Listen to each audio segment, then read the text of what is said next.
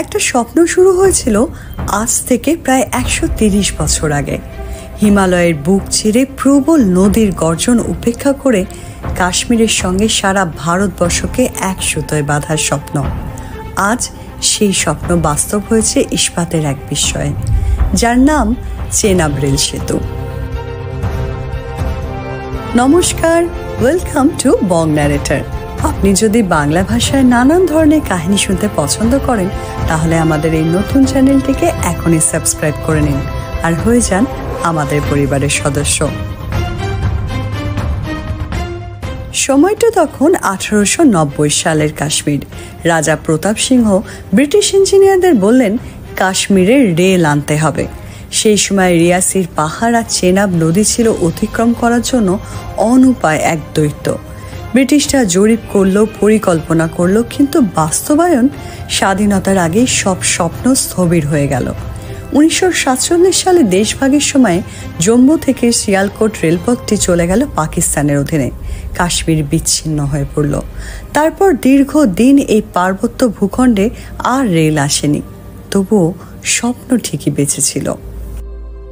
1983 সালে তৎকালীন প্রধানমন্ত্রী ইন্দিরা গান্ধী উধমপুর বারামুল্লা রেল প্রকল্পের ভিত্তি স্থাপন করেন। তারপর এক এক করে আসেন 13 জন প্রধানমন্ত্রী, কিন্তু প্রকল্প দাঁড়াতে পারেনি। তবে 2002 সালে এটিকে জাতীয় প্রকল্প ঘোষণার পর বদলাতে থাকে দৃশ্যপট। সেই শুরু অসম্ভবকে সম্ভব করার লড়াই। প্রথমেই ধাক্কা চেনাব নদীর পাশের পাথরখণ্ড আর ঝুরঝুরে পাহাড়। কোনো রাস্তা নেই, বিদ্যুৎ নেই। প্রথম কয়েক বছর ইঞ্জিনিয়াররা কাজ করেছেন আলোহীন, জলহীন স্থানে। নির্মাণ সামগ্রী বয়ে নিয়ে আসা হয়েছে খচ্চরের পিঠে করে।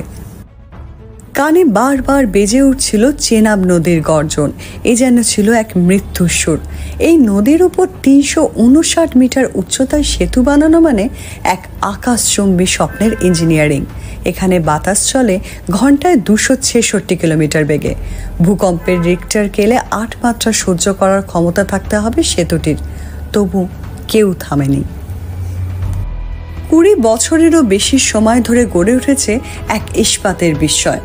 1.3 কিলোমিটার দীর্ঘ, 28,660 টন ইস্পাত, 66,000 ঘনমিটার কংক্রিট, সবকিছু মিলিয়ে তৈরি হয়েছে আইফেল টাওয়ারেরও থেকে উঁচু এই বিশ্বের সর্বোচ্চ রেল সেতুটি, যেটি খাঁটি ভারতীয় ইঞ্জিনিয়ারিংয়ের গর্ব। এখানে ব্যবহার করা হয়েছে বিশ্বের সবচেয়ে উঁচু কেবল ক্রেন। খিলানের 2 প্রান্ত যখন আকাশে এসে মিশল, সময় তখন 2021 সালের 5 এপ্রিল। আকাশ কাঁপানো উল্লাসে গর্জে উঠেছিল শত শত শ্রমিক। এরপর এলো সেই ঐতিহাসিক দিন, 2025 সালের 6 জুন।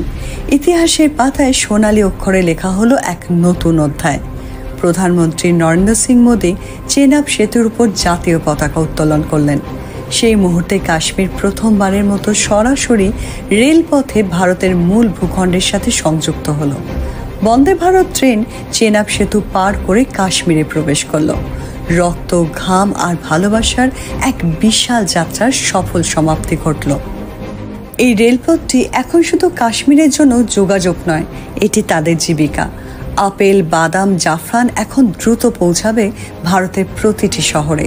তুষারে ঢাকা গুলমার্গ, শান্ত ডাল লেকে পৌঁছে যাবে হাজার হাজার পর্যটক। একসময় কিছুদিন আগেও যেখানে সন্ত্রাস ও বিচ্ছিন্নতা ছিল, এখন সেখানে চলছে রেল লাইন ধরে আসার ট্রেন। চেনাব সেতু শুধু ভারতের জন্য এক গর্ব নয়, এটি একটি কৌশলগত চাল, সীমান্তের শক্তির বহিঃপ্রকাশ।